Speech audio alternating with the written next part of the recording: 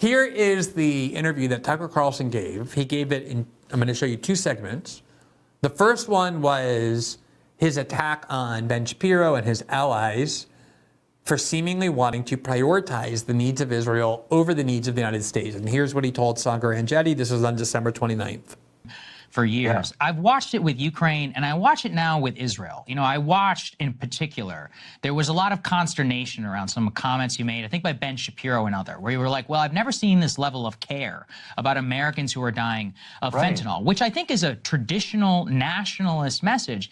And yet I've watched the entire kind of right-wing ecosystem get embroiled in fundamentally what is a third world conflict. Now, we can say support, you know, not support, we can have criticisms, et cetera, of that. But what explains this like literal allegiance to narrative on Ukraine, on Israel? Why is it that so many of these people don't seem to have the same level of care for actual American citizens?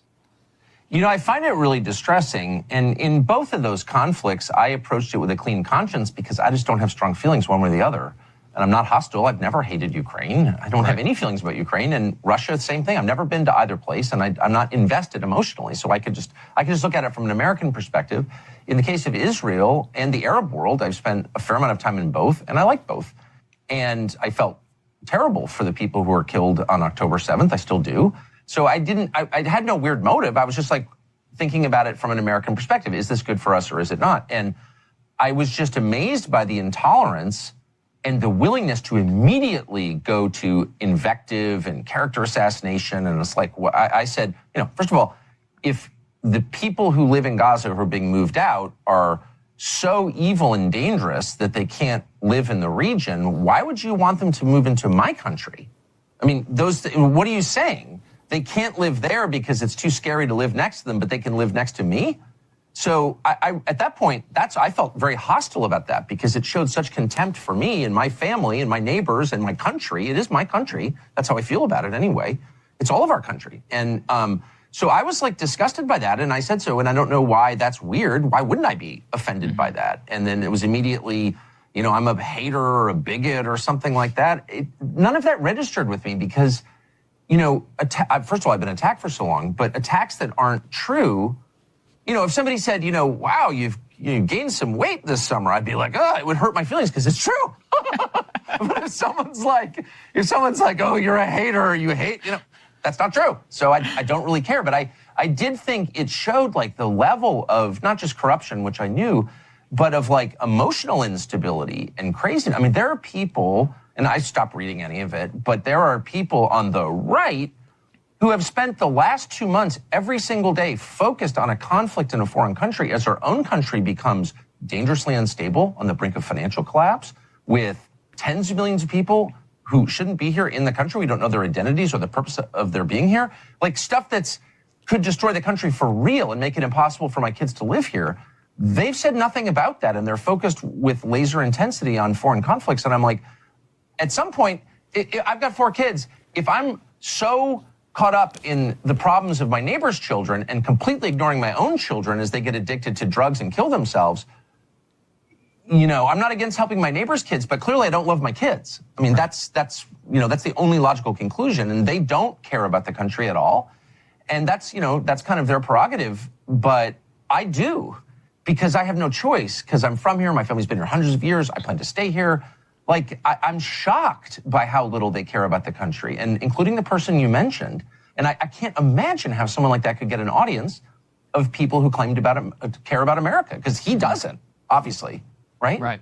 Well, I mean, Tucker, we've seen it, too, on free speech. I mean, people who become multimillionaires. All right, so let me just stop at that for a second, because one of the reasons I hope you read this article that I wrote, if you haven't yet, is because I spend a good amount of time documenting the very ample costs and damage that the United States endures, that we incur, in order to tie ourselves at the hip to Israel.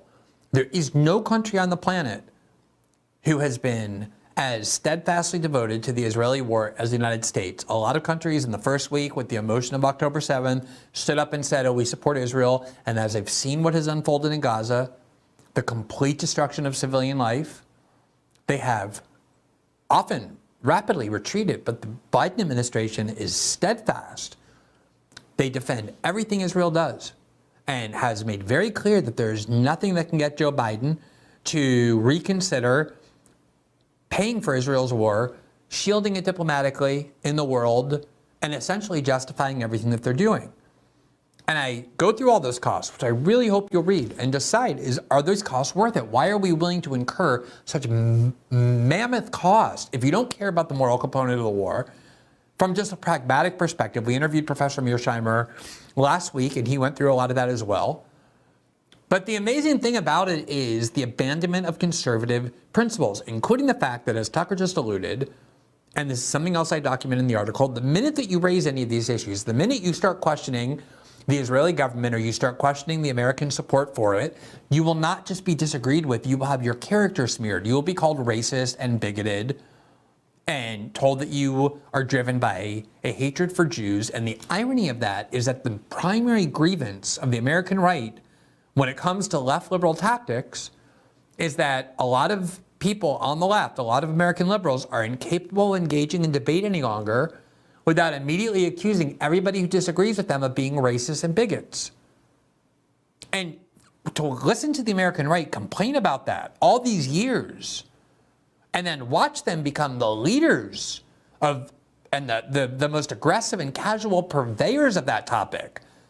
Everyone in American life knows that if you criticize Israel or if you question American support for Israel, you will be accused of anti-Semitism.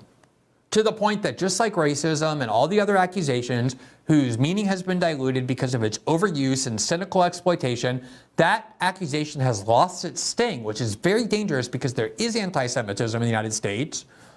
But that phrase is increasingly losing its sting because of how cheapened it has been, principally from the pro-Israel right that tosses that word around automatically for whoever questions that foreign country, which is the right of every American citizen to do.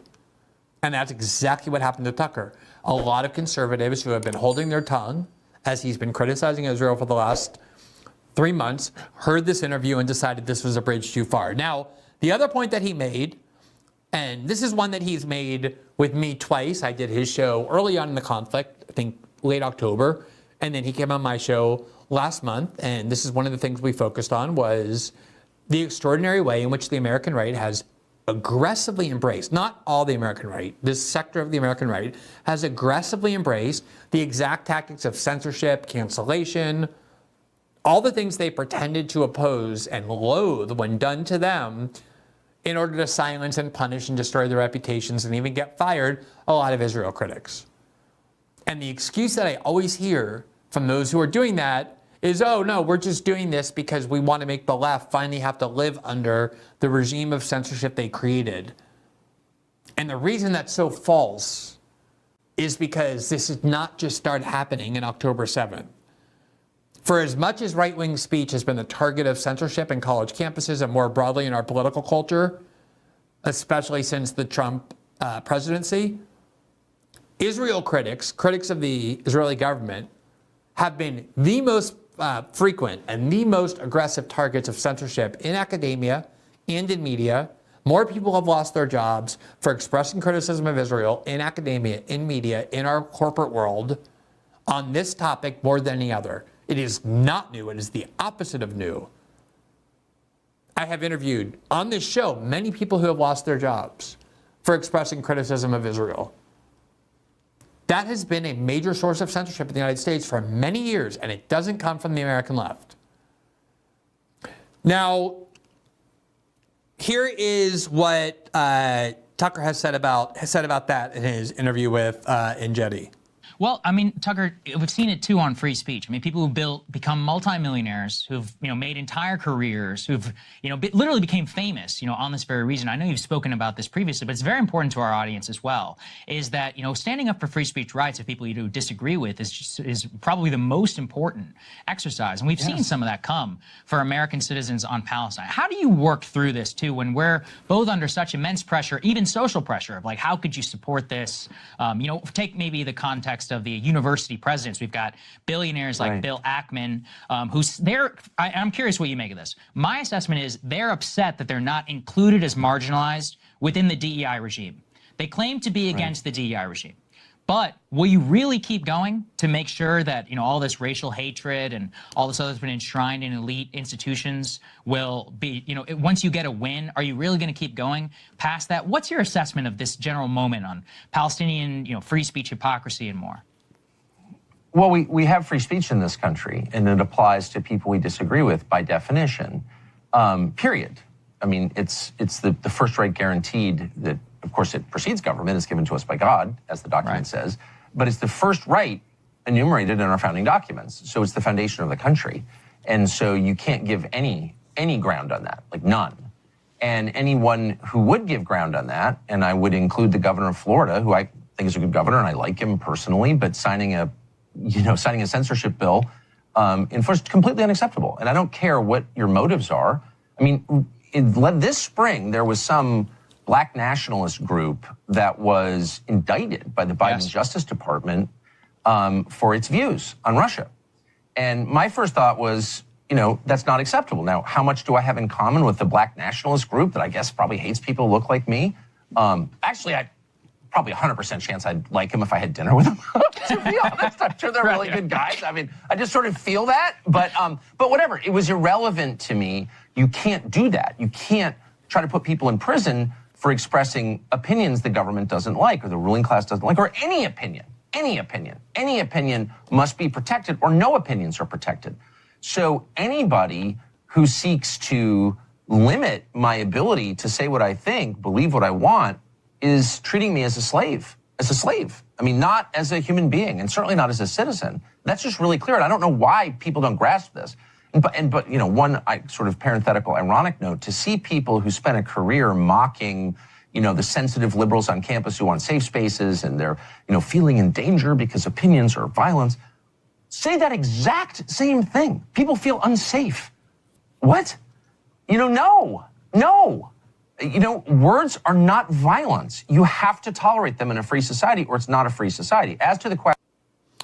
All right, so that was, you can understand, I think, what became such a provocative critique of the American right and the reason it fostered so much debate and also led to my article. Now, as I said, I think I was so happy to finally be writing again after many, many months that the article ended up basically being 4 articles in one, and we had to spend a lot of time trying to reduce it to a manageable length, and it's still a somewhat long article, but certainly within reason.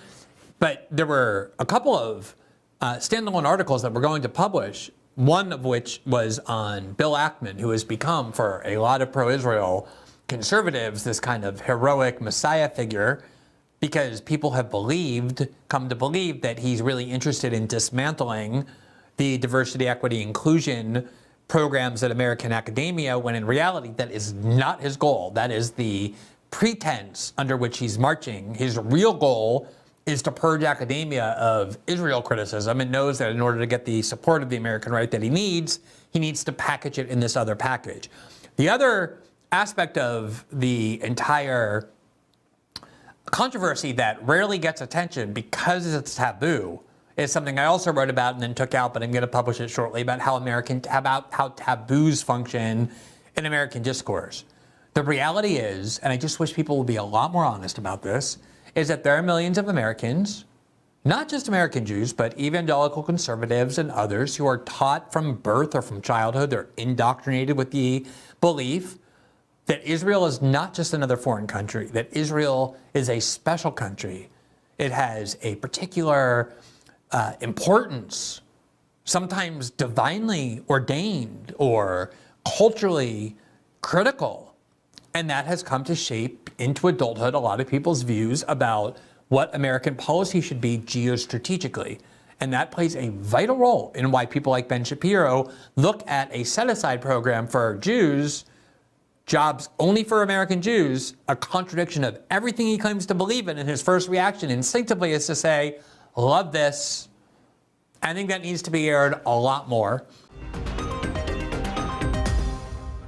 Thanks for watching this clip from System Update, our live show that airs every Monday through Friday at 7 p.m. Eastern, exclusively on Rumble. You can catch the full nightly shows live or view the backlog of episodes for free on our Rumble page. You can also find full episodes the morning after they air across all major podcasting platforms, including Spotify and Apple. All the information you need is linked below. We hope to see you there.